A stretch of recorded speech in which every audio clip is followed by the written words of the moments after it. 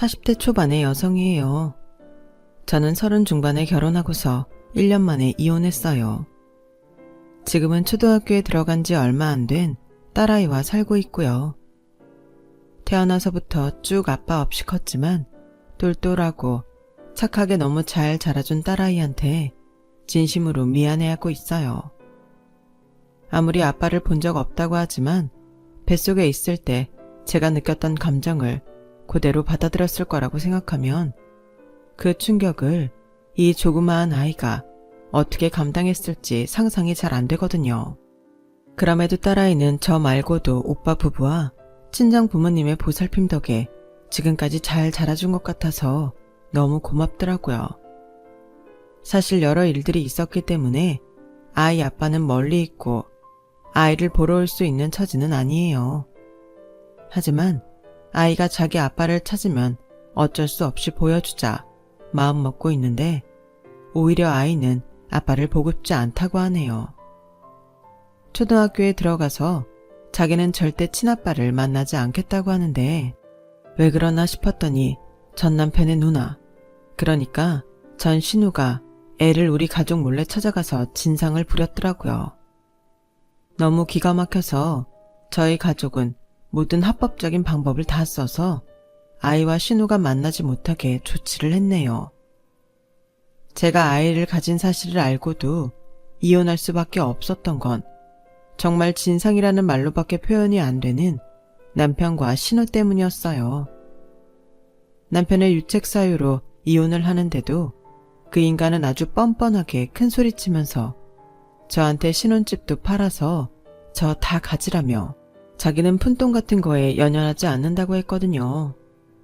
그렇다고 제가 그 돈 받고 잘 됐다 할 만큼 돈 욕심이 있는 것도 아니었어요. 저희 집은 뭐 요즘 말로 금수저 은수저 그렇지는 않아도 아빠가 좋은 직장 다니시고 엄마가 알뜰하게 살림하시며 저희를 가르치신 덕에 큰 어려움을 겪고 자라지 않았어요. 대학 다닐 때에도 제 생활비나 등록금 때문에 아르바이트 자리에 동동거리지 않을 정도의 여유는 있었고요.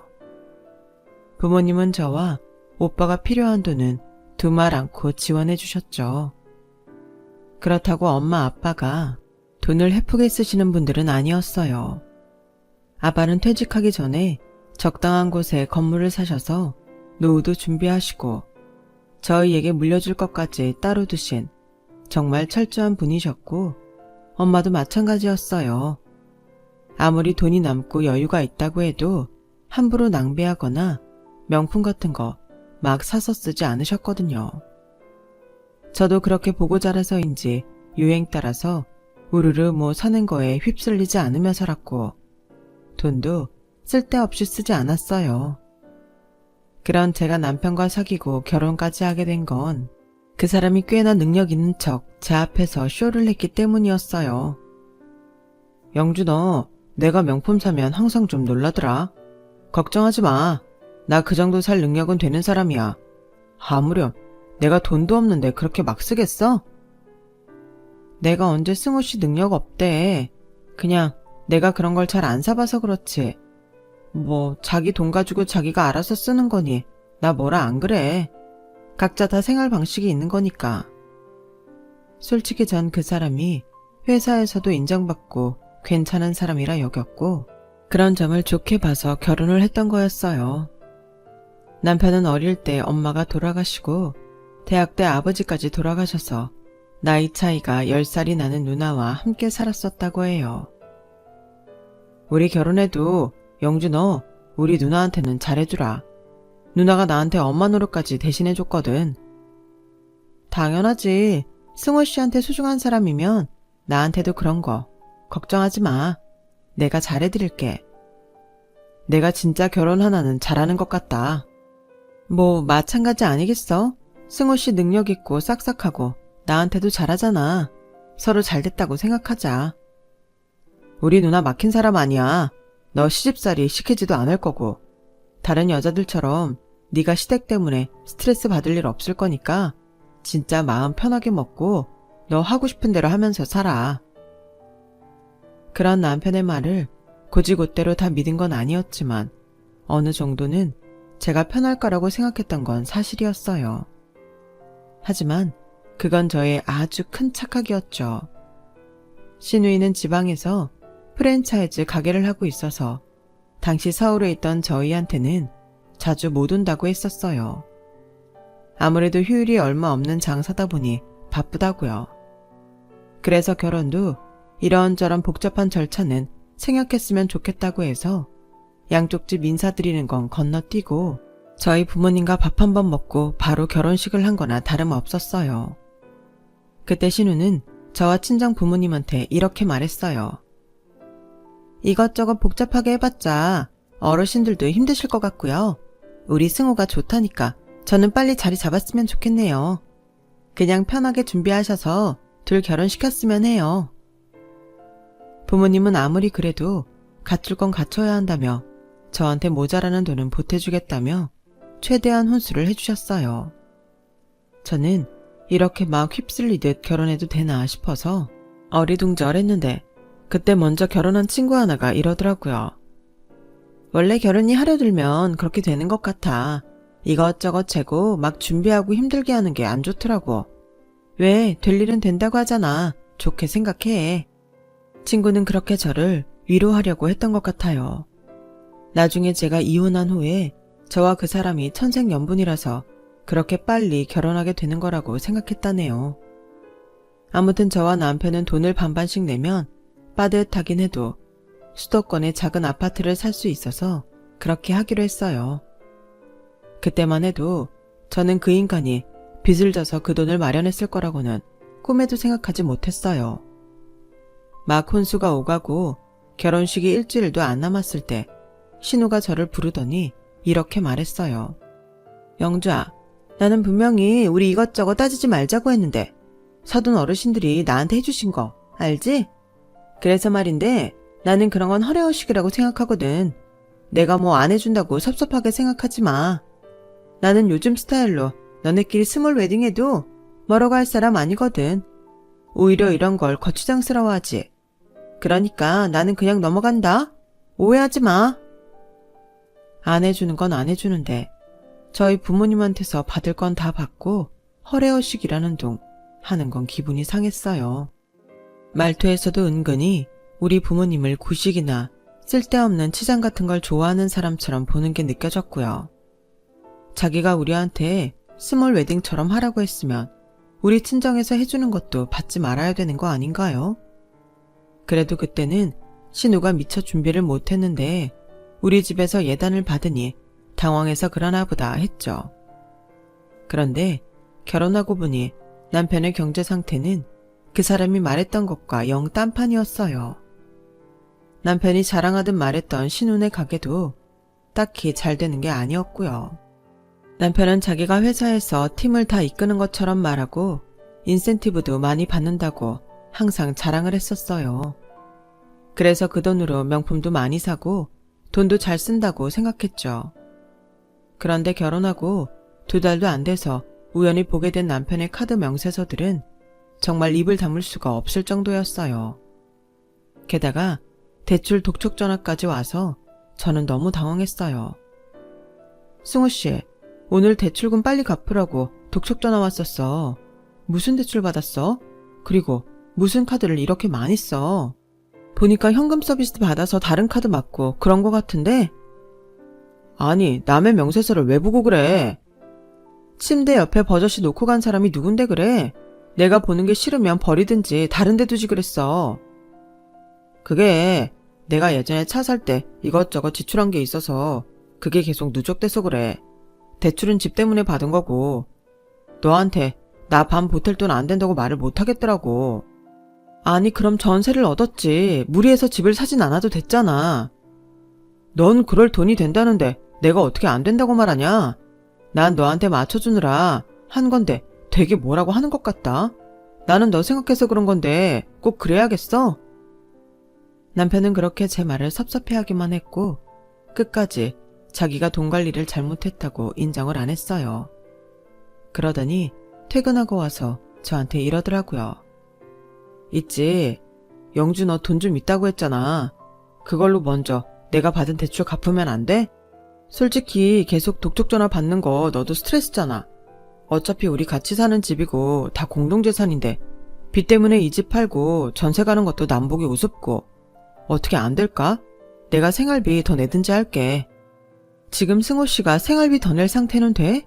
카드값만 해도 꽤 많던데 현금 서비스부터 정리해야지. 그러니까 몇 달만 좀 참아주라. 응? 결혼하고 2달인데 이런 문제를 보게 됐으니 말이 안 나오더라고요.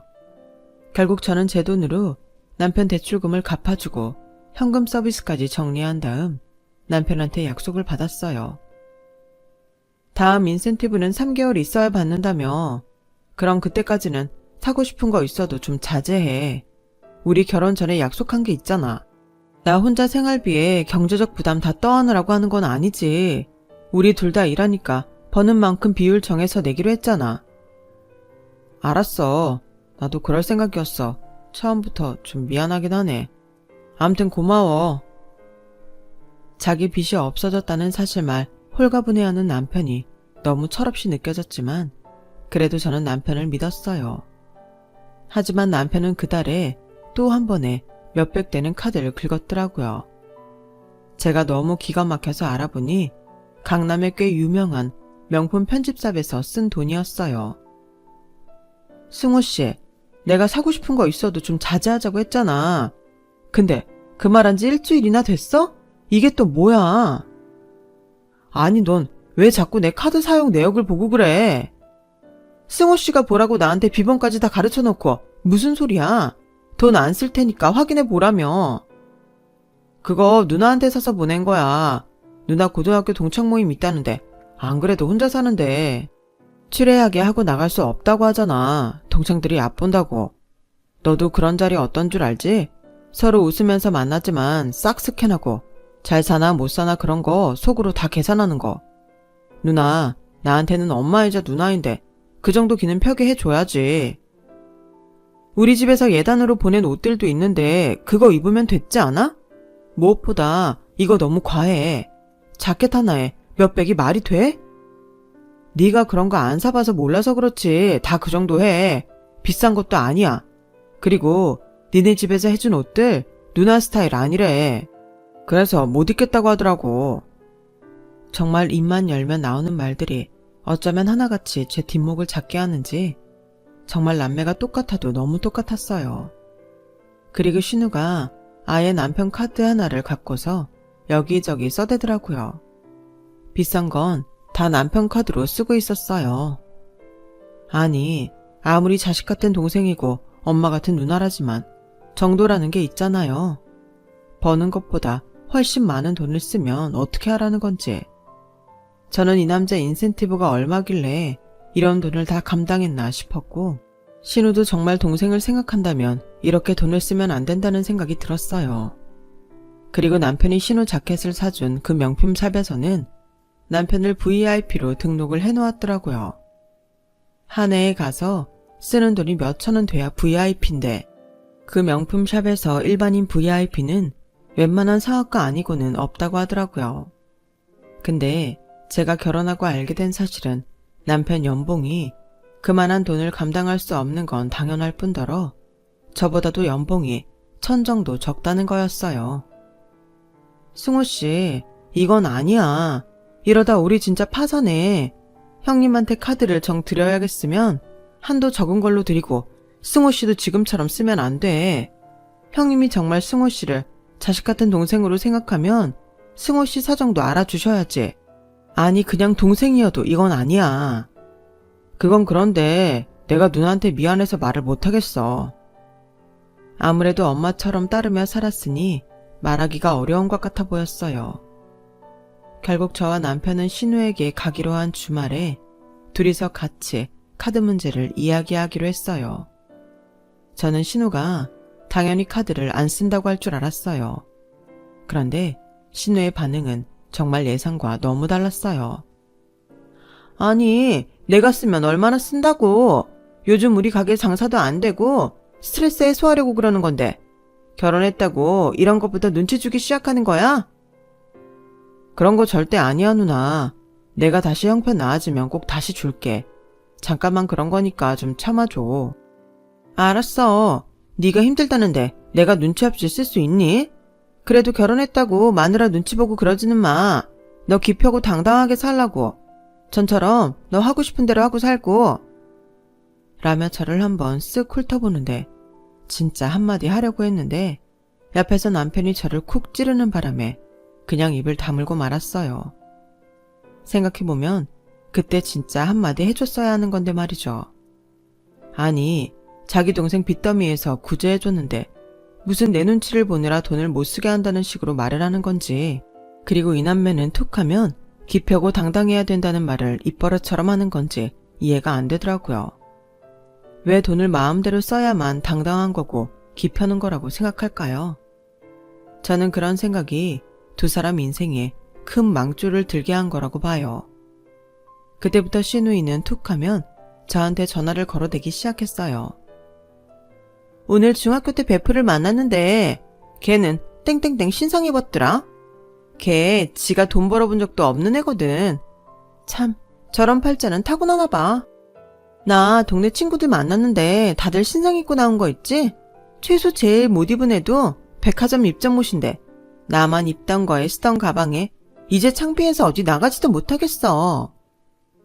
전부 이런 식의 말만 하는 거였어요.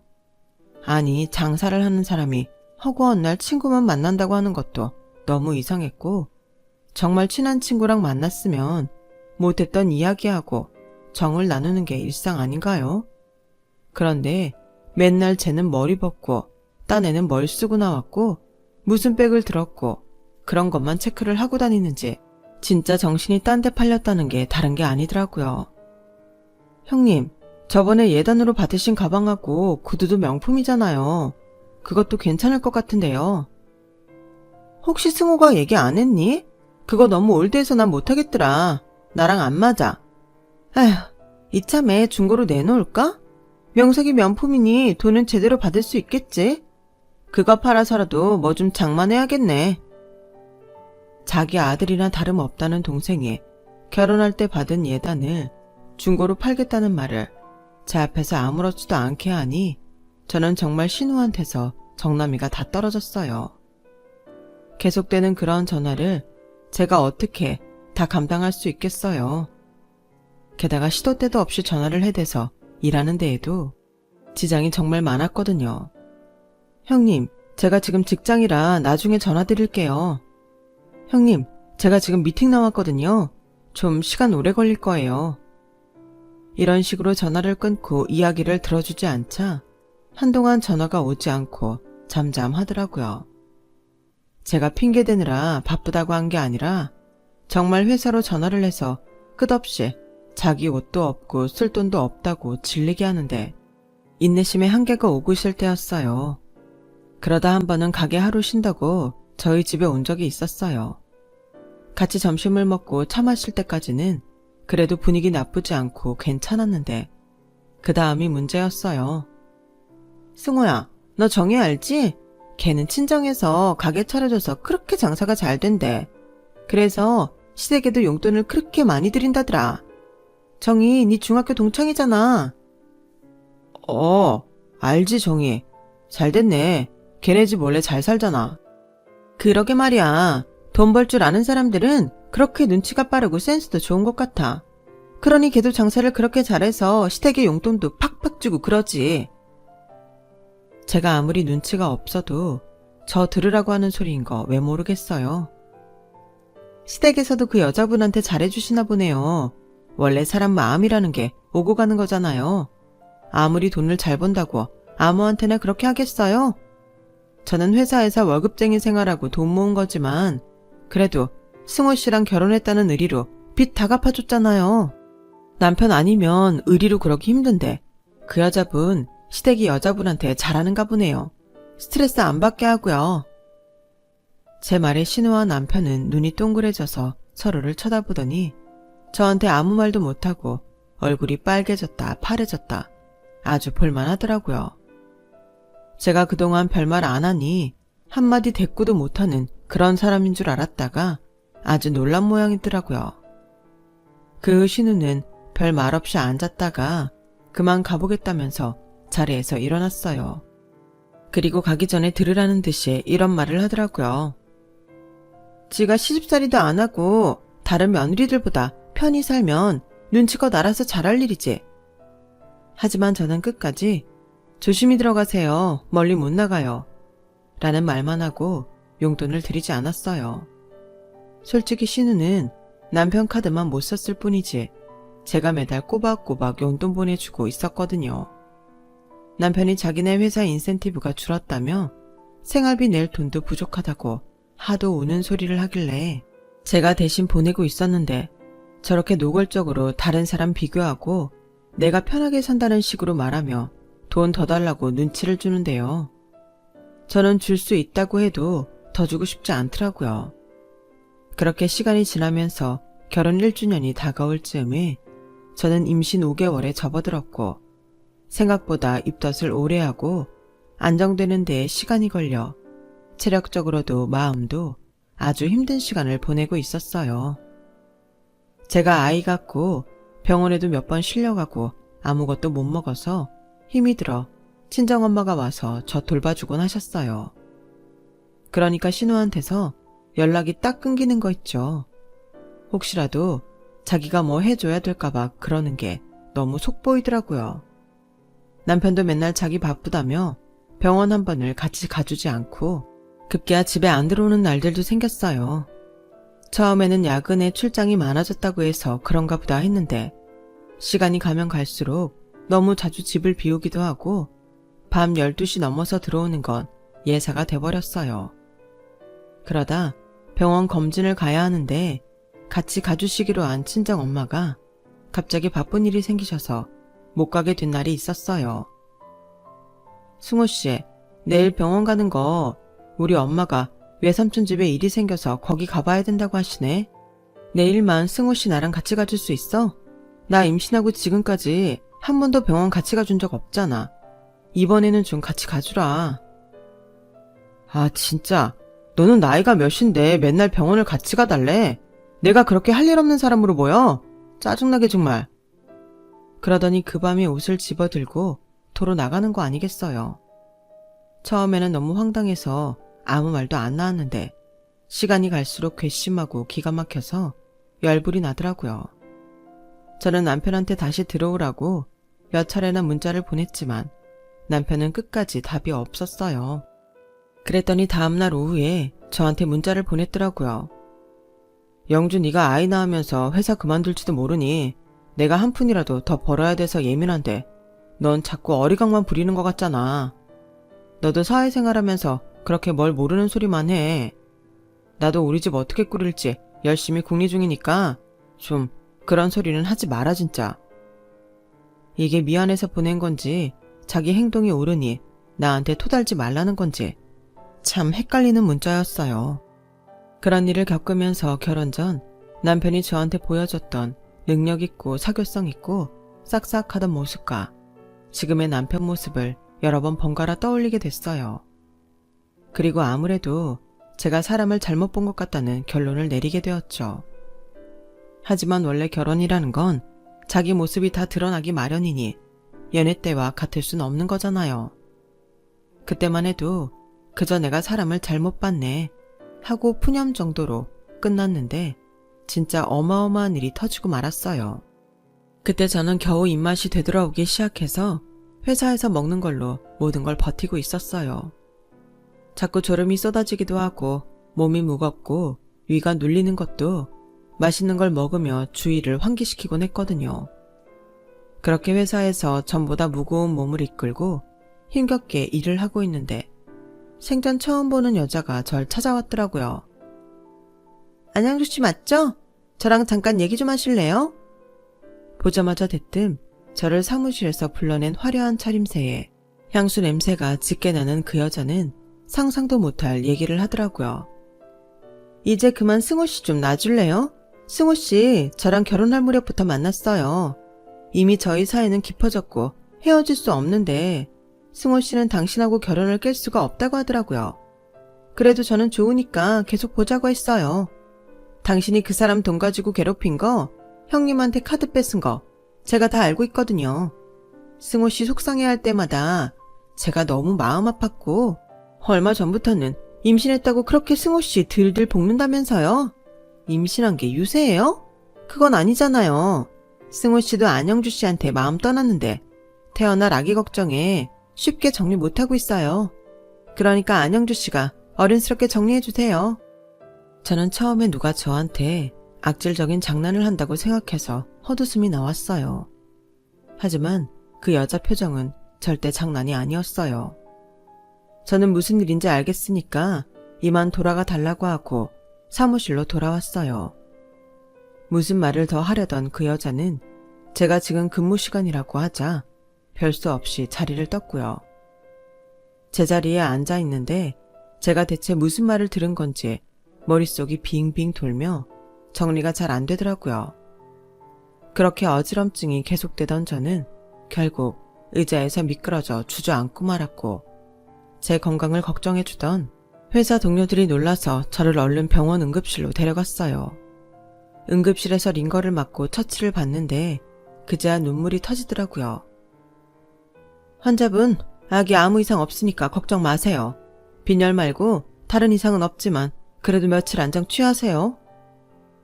의사와 간호사는 제가 아기 때문에 우는 줄 알고 저한테 아이 괜찮다고 계속 달래줬지만 제 마음은 정말 지옥이었어요. 아이가 괜찮다는 건 정말 다행이었지만 결혼 1년 만에 싱글맘이 돼서 혼자 살 처지가 된 제 자신이 너무 서글펐죠. 그리고 그게 다 제가 바보 같아서 생긴 일이라는 게 힘들었어요. 어떻게 바람 피는 걸 모를 수가 있어? 얼마나 둔하면 여자가 그것도 눈치를 못 채. 어떻게 결혼할 때 그 인간이 양다리였던 걸 몰랐던 거야. 그렇게 혼자 미친 사람처럼 중얼거리며 울던 저는 결국 진정제를 맞고서야 잠이 들고 말았었네요. 병원을 나오고서는 도저히 집으로 갈 용기가 나지 않아서 일단 싱글인 친구네 집에 가서 며칠만 신세를 지기로 했어요. 그런데 그 여자는 제 폰번호를 어떻게 안 건지 저한테 결정했냐는 문자를 계속 보내더라고요. 처음에는 문자를 씹었지만 그 여자의 끈질긴 문자와 전화질에 저는 결국 통화를 하게 됐어요. 이보세요. 가정 있는 남자랑 바람난 게 자랑이에요? 어디 전화까지 해서 정리해라 마라 훈수질이에요. 사랑 없는 결혼 생활도 자랑은 아니잖아요. 그쪽이 승호 씨 포기만 해준다면 둘이 살던 집도 줄게요. 제가 안영주 씨 이혼 소송 다 유리하게 해준다니까요. 저 뭐 잘했다고 이러는 거 아니에요. 제가 안영주 씨랑 결혼 결정되고서 승호 씨 만난 것도 맞고요. 근데 먼저 만나고 늦게 만나고가 중요한 게 아니라 사랑하는 사람끼리 살아야 되는 거잖아요. 혹시 아이 포기하고 싶으면 그 비용도 제가... 네가 인간이니? 어디다 대고 남의 애 이야기를 꺼내? 저는 그렇게 소리를 꽥 지르고 전화를 끊어버렸어요. 그런데 더 웃기는 건요. 제가 집을 나오고 사흘이나 됐는데 남편한테서 연락 한 번이 안 오더라는 거죠. 어쩌면 이 인간은 제가 스스로 물러나길 바라면서 그동안 저 병원 한번 안 따라가고 모든 걸 제가 이기적인 여자로 몰아세웠던 게 아닌가 의심이 들었어요. 더는 고민하고 말고 할 게 없겠더라고요.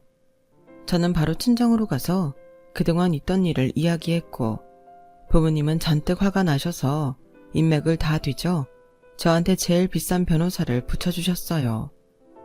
신우는 제가 이혼 소송을 할 거라는 말에 처음에는 집 앞까지 찾아와서 그러지 말라고 사정했어요. 옳게 남자는 살다 보면 한눈 한 번씩 다 팔고 그런데 이혼한 내가 이런 말 한다고 우습게 생각하지 말고 앞으로 태어날 애 인생도 생각해야 하잖아. 이혼은 아닌 것 같아.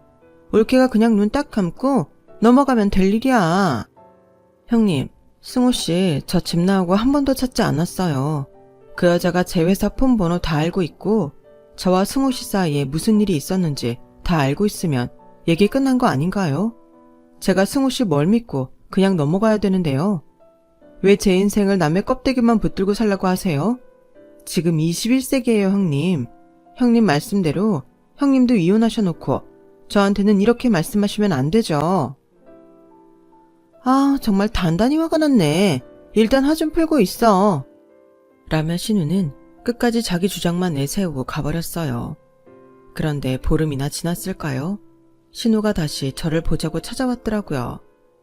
이번에는 전에 보지 못한 명품 브랜드로 온몸을 싹 치장하고서는 다리를 꼬고 앉아서 턱으로 저를 가리키며 여기 앉아봐 라며 거만하게 굴더라고요.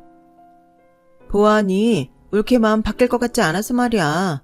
승호도 더는 미련이 없다고 하고 내가 전에 했던 말을 잊고 올케 뜻대로 이혼해. 아 맞다. 이혼하면 이제 아무 사이 아니니 올케니 뭐 그런 말은 아닌 것 같네. 애는 낳고 싶으면 낳고 알아서 하고 대신 나중에 승호한테 손 벌릴 생각은 하지 마. 그 얘기하려고 그렇게 오만치장 다 하고 오신 거예요? 너한테 좀 보라고. 앞으로 혹시라도 네가 다른 사람하고 재혼하더라도 뭐 그게 쉽겠냐만. 아무튼 그렇더라도 그때는 좀 잘하라고 보여주는 거야. 이거 다 애경이가 해준 거야. 한 집안 며느리가 되겠다고 했으면 적어도 이 정도는 시댁 어른한테 해줄 줄 알아야지. 시대에 뒤떨어지지 않게 이렇게 느낌 있게. 알겠니? 아무튼 너 이혼한다고 그 집 팔아서 네가 다 챙기려고 하면 안 된다. 나 그 말 단단히 하려고 온 거야. 그리고 또 하나. 승호가 그러는데 니네 집에 아주 질렸다더라. 그래서 너랑 말하기도 싫대. 적어도 건물 있는 집안이면 사위한테 미리 유산 딱 떼어서 주고 그래야 되는 거 아니니? 어쩜 그렇게 인색하고 팍팍하니? 그러니 딸내미도 똑 닮아서 이혼이나 당하지. 정말 막말의 수준이 선을 넘는 걸 꼭 참고 듣느라 얼마나 힘들었는지 몰라요. 저 그때 이미 변호사 조언대로 신우가 하는 말을 다 녹음하고 있었거든요. 신우는 저한테 신혼집 팔면 저 혼자 못 갖는다고 했는데 유책 사유가 남편에게 있음은 물론이고 집값도 다 제가 낸 거나 다름없기 때문에 씨알도 안 먹히는 소리였어요. 게다가 그 여자가 전화로 이혼만 해주면 그 집 저한테 주겠다고 했던 녹음 내용하고 문자 내용도 다 있었거든요. 저는 그 여자를 상대로 상간녀 소송까지 같이 진행했고 두 사람은 저한테 막대한 위자료를 줘야 했어요. 제가 갚아줬던 카드값도 물론 다 돌려받았죠. 그 여자는 자기가 상간녀가 아니라고 억지를 썼지만 이미 저한테 그 여자가 상간녀라는 증거가 다 있었기 때문에 이혼 소송은 온전히 저의 승소로 끝을 맺었어요. 저와 친정 식구들은 그래도 아이는 죄가 없으니 나중에 자라면 아빠를 볼 수 있게 해주려고 했는데 그 인간은 필요 없다며 딱 거절하더라고요. 너 나중이라도 와서 아빠 노릇 할 생각 하지 마라. 내 눈앞에 다시 뜨면 너 가만 안 둬. 내가 미쳤냐? 널 왜 다시 만나? 라더니 그 남자는 뒤도 안 돌아보고 가버리더라고요. 보란듯이 그 여자 팔짱을 끼고서요. 아빠는 너무 화가 나서 저런 놈들한테 얕잡아 보이며 살면 안 된다고 저희한테 주려고 마련해둔 예금을 저한테 미리 주셨어요. 저는 위자료로 받은 돈과 친정에서 미리 받은 유산 덕에 여유롭게 아이를 키우며 살 수가 있었죠. 아이가 어느 정도 큰 후에는 친구들과 함께 영어 학원을 운영하며 나름 안락한 생활을 꾸려나갔고요. 친정 부모님과 오빠 부부는 저희가 외로움을 느끼지 않도록 여러 면으로 신경 써주시고 자주 왕래를 해주셨어요.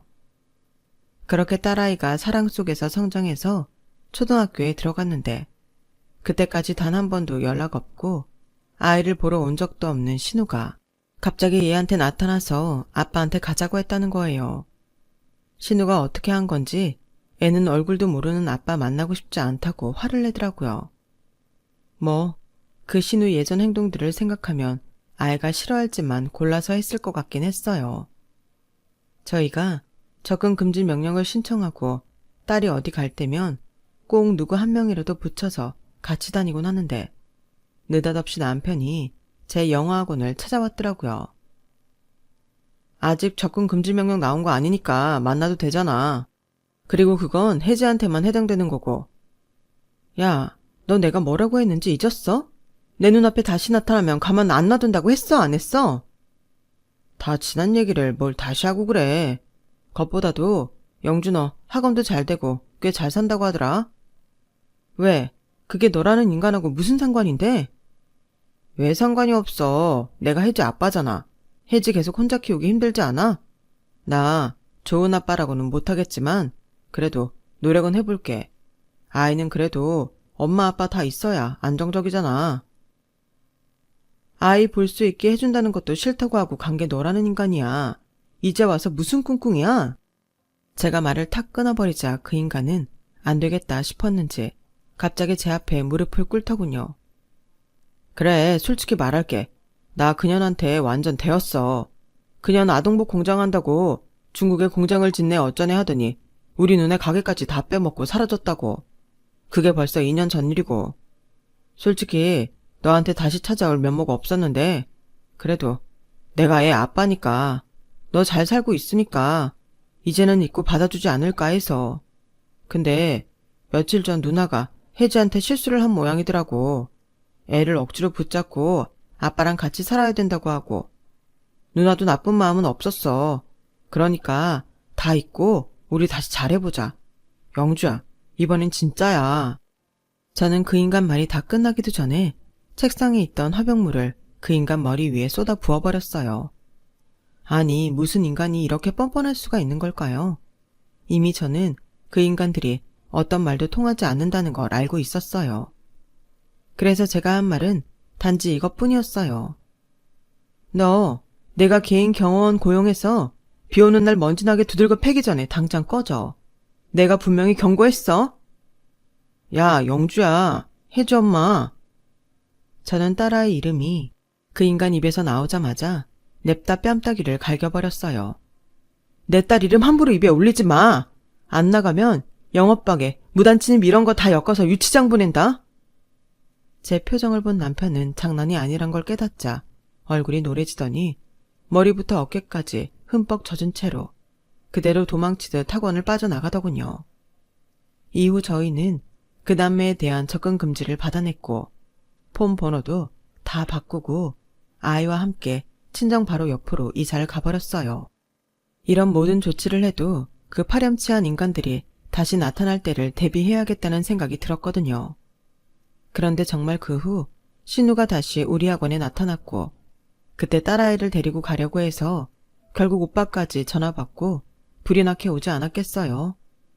친정 부모님과 오빠는 신우를 동네 한복판에서 망신을 주면서 이제는 고소를 할 테니 어디 콩밥 한번 먹어보라고 소리쳤어요.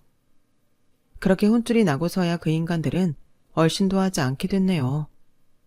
그리고 다시 저희의 생활은 예전의 평화를 되찾아가고 있답니다. 저는 앞으로 어떻게 될지 모르지만 아직도 재혼에 대해서는 전혀 생각하고 있지 않아요. 그저 딸 잘 키우며 제 일 하면서 재미있게 살고 싶네요. 제 이야기는 여기까지예요. 끝까지 들어주신 분들 모두 건강하시고요. 하시는 일마다 잘 되시길 바랄게요. 행복한 하루 되세요. 감사합니다. 여러분, 사연 댓글에 응원과 현명한 조언 부탁드려요. 좋아요와 구독은 저에게 큰 힘이 됩니다. 오늘도 좋은 일 가득하세요.